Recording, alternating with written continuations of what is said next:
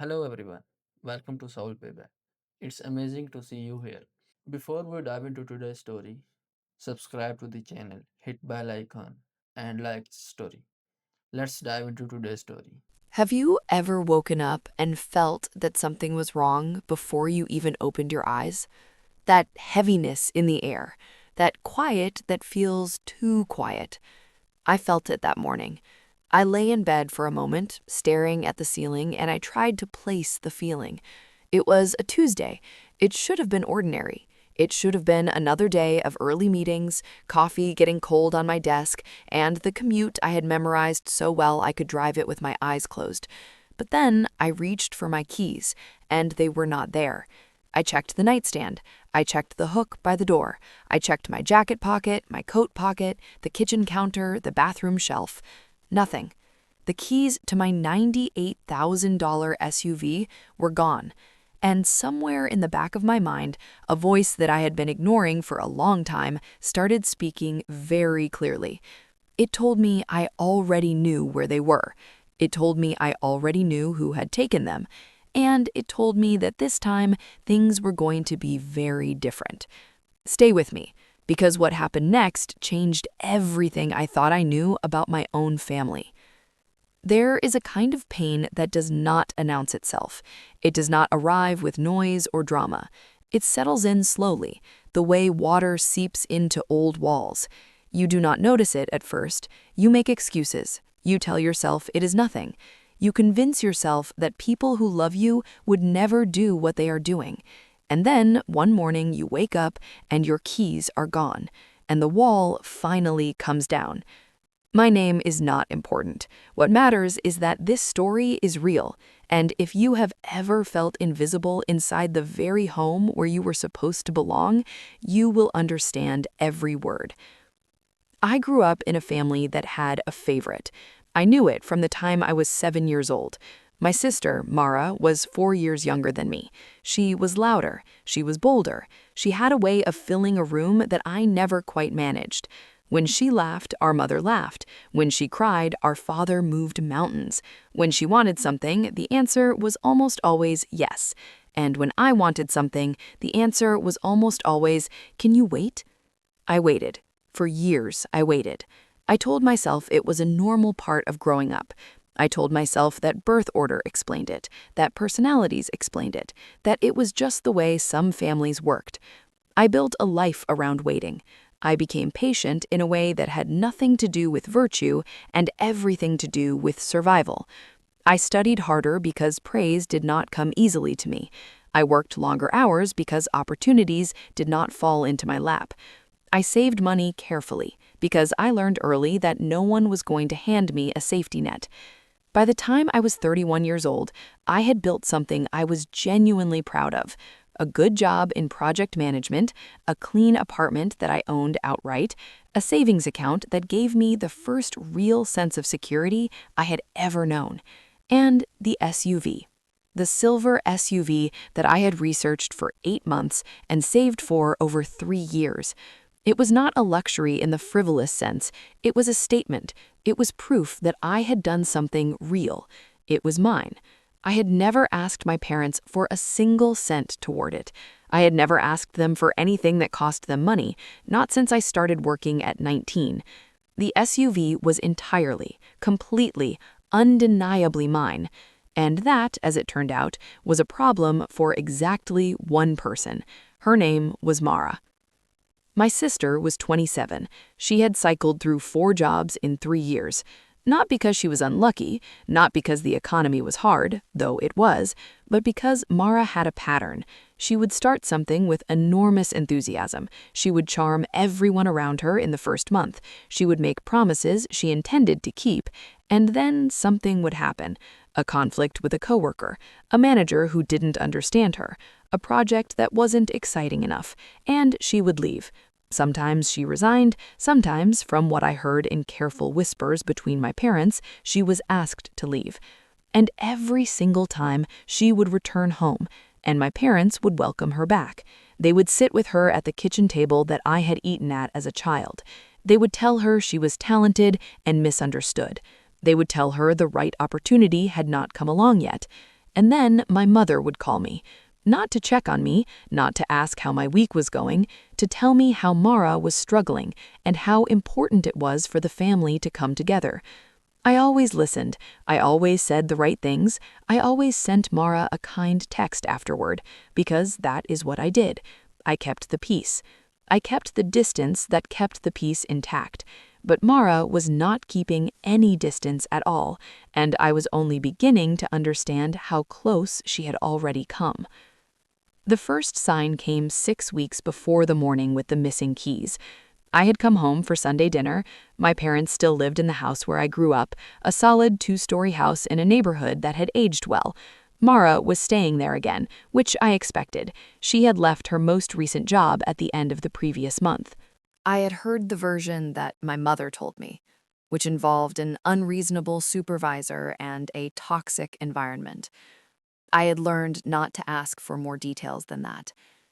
That evening, I parked the SUV in the driveway. I remember Mara came to the window and watched me get out. She did not wave. She just watched. We ate dinner. The food was good. The conversation stayed on safe topics. And then Mara asked me in a very casual voice whether I ever thought about upgrading my vehicle. I told her I had just bought this one. She said she knew that, but she had heard the newer model was coming out. I said I was happy with what I had. She smiled. It was the kind of smile that had a question hidden inside it. My father changed the subject. I helped clear the table, and I told myself it was nothing. But it did not feel like nothing. The second sign came 2 weeks later. My mother called on a Wednesday evening. She started with pleasantries, which was not her usual approach. She asked how work was going. She asked if I was eating well. She asked about a friend of mine she had met once 2 years ago. And then, with a pivot so smooth she had clearly rehearsed it, she mentioned that Mara was having a hard time getting to job interviews. I asked why. My mother said Mara's car had been making a noise and she was afraid to drive it long distances. I said that was unfortunate and asked if she had taken it to a mechanic. My mother said Mara did not have the money for that right now. I understood. My mother said it would be so helpful if Mara had reliable transportation during this period. I was quiet for a moment, and then my mother said, almost as an aside, that my SUV just sat in the parking garage during the day when I was at work. I felt something shift inside me, very quietly, like furniture being moved in a dark room. I told my mother I used my SUV to commute. She said I thought I took the train on most days. I was right. I did take the train on most days. But the fact that she had noted this, the fact that she had been paying attention to my routines for a reason, that unsettled me more than the request itself. I said I would think about it, and my mother said she was sure Mara would be so grateful. I had not said yes, but somehow, by the end of that call, it felt as though I had. The third sign came on a Friday, 9 days before the morning with the missing keys. I drove to my parents' house to drop off some documents my father needed for a contractor he was hiring. Mara was in the driveway. She was standing next to my SUV. She had her phone out, and she was looking at something on the screen. When she saw me pull up, she stepped back. She tucked her phone away. She smiled and said she had just been admiring it. I asked what she had been looking at on her phone. She said she had been checking the weather. I looked at the sky. It was a clear afternoon. There was not a cloud anywhere. I nodded. I went inside. I gave my father the documents. I had a glass of water, and when I came back out, Mara was gone. But the feeling she left behind stayed with me all the way home. What was I missing? What was happening in that house that I was only seeing the edges of? Why did I feel like a visitor in a conversation that was entirely about me? I did not sleep well that night. I lay in the dark and I turned the pieces over, and I told myself I was being paranoid. I told myself my family was imperfect, but not cruel. I told myself there was a reasonable explanation for all of it. I was wrong. The Friday before the morning with the missing keys, my mother called again. This time, there was no warm-up. She said Mara had a very important interview on Monday morning across town. She said the interview was for a position that could really change things for Mara. She said Mara's car had gotten worse, and she was not confident it would make the drive. And then my mother asked me directly. She asked if Mara could borrow my SUV for Monday. Just for the morning, she said, just for the interview, just this once. I felt my stomach tighten. I thought of the SUV sitting in the parking garage. I thought of the $98,000 tag. I thought of the 3 years it took me to save for it. I thought of Mara watching me from the window 6 weeks ago. I thought of my mother's very specific knowledge of my commuting habits. I thought of Mara standing in the driveway with her phone. And I said no. I said it quietly. I said I was sorry, but I was not comfortable lending out the SUV. I said if Mara needed help getting to her interview, I would be happy to look up car service options, or I could help research a rental for the day. My mother's voice cooled instantly. She said I was being selfish. She said Mara was family. She said a vehicle was just a thing. I understood her perspective, and I repeated that my answer was no. She hung up before I finished the sentence. I sat with my phone in my hand for a long time after that. I asked myself if I was being unreasonable. I went over the conversation again. I tried to see it from their side.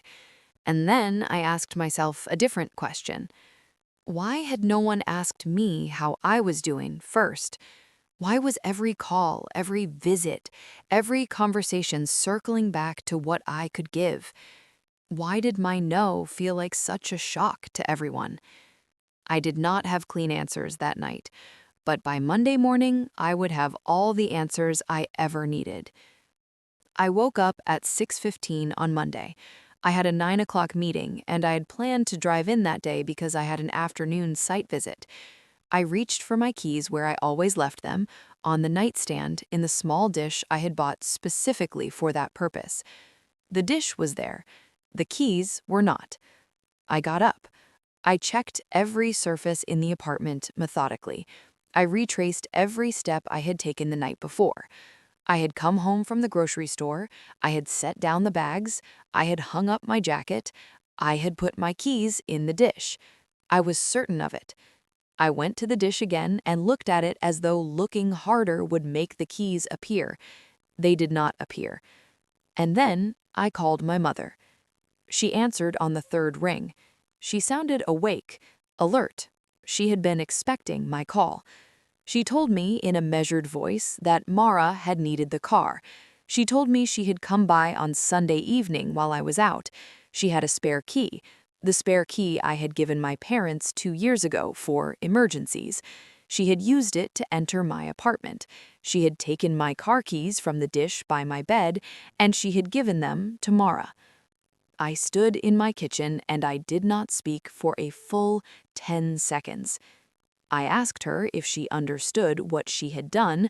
She said she had done what the family needed. She said I was being inflexible and that this was a real opportunity for Mara. She said the SUV would be back by noon. I asked her if she had considered that this was my property. She said I was making too big a deal of this. I asked her if she had considered that entering my apartment without my permission was not a small thing. She said she was my mother. I did not have an answer for that. Not then, not one that I could say calmly, so I said I had to go, and I hung up. I stood in the middle of my kitchen. The quiet of the apartment pressed in around me. I could hear the hum of the refrigerator.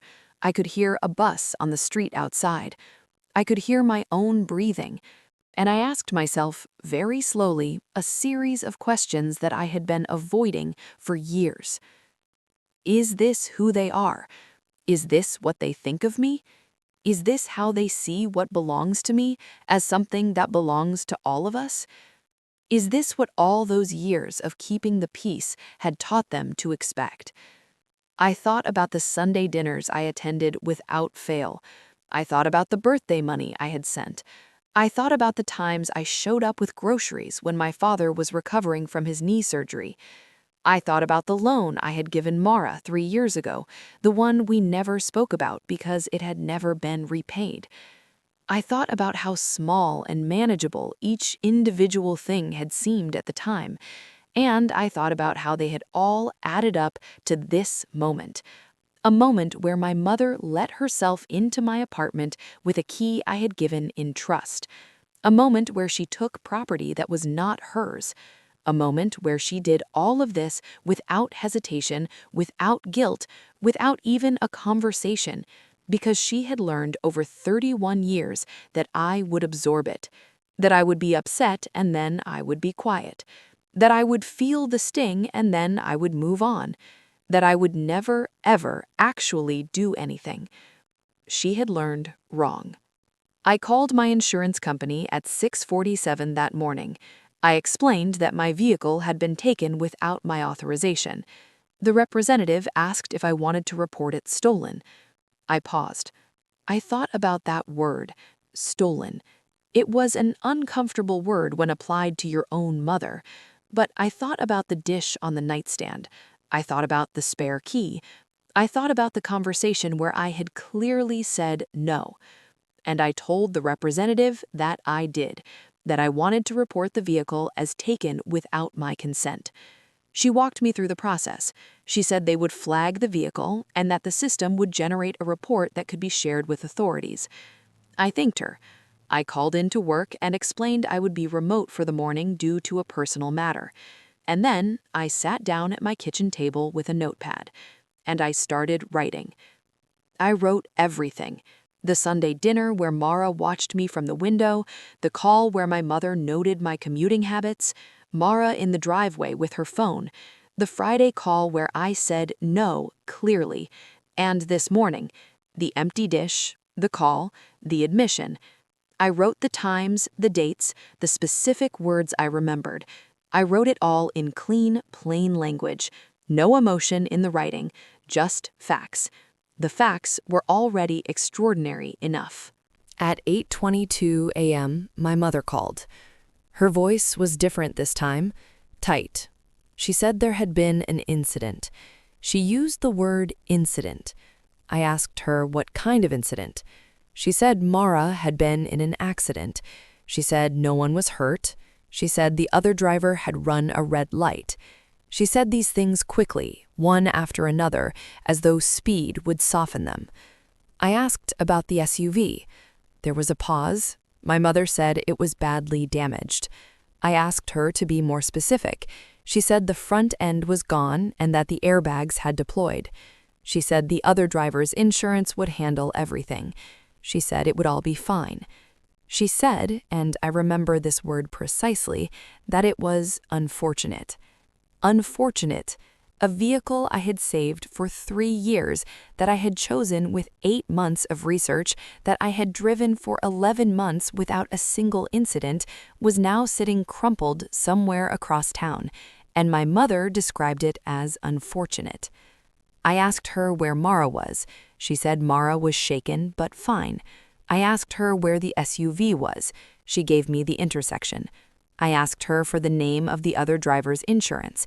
She hesitated. I asked again. She said she did not have it yet. I said I would handle it from here, and I hung up. My hands were completely steady. I noticed that about myself. I would have expected them to shake, but they did not. I think when you have been holding something for a very long time, when the tension has been living in your body for years, there comes a point where the release is not tears or rage, it is clarity. I had never felt so clear. I called the insurance company again and gave them the intersection. I called a friend who worked in property law and asked a simple question. If someone enters your home with a key you gave them without your permission and takes your property, what is that? He did not hesitate. He said that was unauthorized access and theft of property, regardless of relationship. I thanked him. I called a towing company and had the SUV moved to a secure facility of my choosing, not my parents' driveway, not Mara's preferred body shop, a facility with its own documentation process. I sent a formal written message to my mother and my father, not a text, an email with the timestamp. I told them that I had reported the vehicle as taken without my consent on Monday morning before the accident occurred. I told them I had documented our conversations. I told them that the insurance claim would reflect the facts as I had reported. I told them that I was not going to absorb this, not this time. The response came within the hour. My mother called 11 times in 40 minutes. I did not answer. She sent a message that said I was making things so much harder than they needed to be. She sent another that the other driver was at fault and everything would be covered. She sent a third that I was punishing Mara for something that was not her fault. I read each one. I did not reply to any of them. My father called once. I did not answer. He left a voicemail. His voice was quiet and careful. He said he thought we should talk before anything got out of hand. He said he understood I was upset. He hoped I would remember we were a family. I listened to it twice. I heard something in it that I had not expected. I heard, underneath the careful words, the first trace of recognition that something real had happened. He did not defend what my mother had done. He did not say it was fine. He said he hoped I would remember we were a family. That was not a defense. That was, in its own clumsy way, a signal. But it was not enough. Not yet. Not today. The insurance process moved steadily. Because I had reported the vehicle before the accident occurred, the timeline was clear. The vehicle had been taken without my authorization. The accident had occurred after that. The other driver's insurance accepted liability for the collision itself, but the circumstances of who had the vehicle and why were now part of the record. My own insurance adjuster was thorough. She asked careful questions. I gave careful answers. I showed her the email I had sent to my parents before the accident. I showed her the timestamp on my insurance call that morning. The documentation I had written at my kitchen table became part of the file. The adjuster told me I had been very organized. I thanked her. She said it would make the process simpler. I said that was the idea. 3 days later, my mother called at a time when I was prepared to answer. I let it ring twice. I picked up. She started speaking before I said hello. She said the other driver's insurance was being difficult. She said there were questions about what I had reported and when. She said my report was complicating the claim. She said, and I want to be accurate here, she said I had made things worse. I listened to all of it. When she finished, I spoke. I said that what I had reported was the truth. I said that the truth does not complicate things. I said that the truth organizes things. She was quiet for a moment, and then she said she did not understand why I was doing this to the family. I asked her a question. I asked her what she thought would have happened if she had simply called me on Sunday evening. If she had said, "I know you said no, but this interview means so much to Mara. Can we talk about this one more time?" I asked her what she thought I would have said. She did not answer. I told her I honestly did not know what I would have said. I told her maybe I would have said yes. Maybe I would have set up some ground rules and handed over the keys myself. Maybe I would have arranged to take Mara to the interview. Maybe I would have helped her find another solution. But none of that had happened because she had not called. She had let herself into my apartment and taken what was mine. And now we were here. She started to speak. I said I was not finished. She stopped. I told her that the report I made was not made in anger. I told her it was made because what happened was wrong. I told her that the fact that she was my mother did not make it less wrong. I told her that I had spent years making things easier, and I did not regret most of those years, but I was not going to make this easier. Not because I wanted to hurt her, not because I wanted to embarrass Mara, but because if I made this easier, it would happen again. In some form, with some variation, it would happen again. And I was not willing to live in a family where that was possible. There was silence on the line, a long silence, and then my mother said something I was not expecting. She said, in a voice that was quieter than I had heard her in years, that she had not thought of it that way. I did not say anything. She said she had been so focused on Mara that she had not thought about what it felt like on my end. I waited. She said she was sorry. 2 words. Simple. Not enough on their own, but real. I said I appreciated that. I said I would need some time, and I said that when I was ready, we could talk properly. She said she would be there when I was. The insurance settled over the following 3 weeks. The other driver's insurance covered the collision damage. My own coverage handled the gaps. The SUV was assessed as a total loss due to the extent of the damage. I received a settlement that, combined with my own savings, allowed me to purchase a replacement within 6 weeks. I did not choose the same model. I chose something different, something that had no history attached to it, something that was entirely new. The question of the spare key was resolved quietly. I had the locks changed. I did not make an announcement. I did not send a message. I simply had the locks changed. If my parents noticed, they did not mention it, and if they wondered, they had enough clarity now to understand why.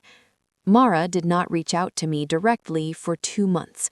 When she did, she sent a message. It was short. She said she was sorry for what happened. She said she had not known that my mother had taken the keys until after the accident. She said she thought our mother had called me and that I had agreed. I sat with that information for a while. I did not know if it was true. Mara had a history with the truth that made me careful. But I also knew my mother, and I could imagine a version of events where my mother had told Mara the car was available without telling her the full story. I replied to Mara. I kept it brief. I said I appreciated her reaching out. I said I was glad she was not hurt. I said that when things felt more settled, we could find a time to talk. She said she would like that, and I left it there.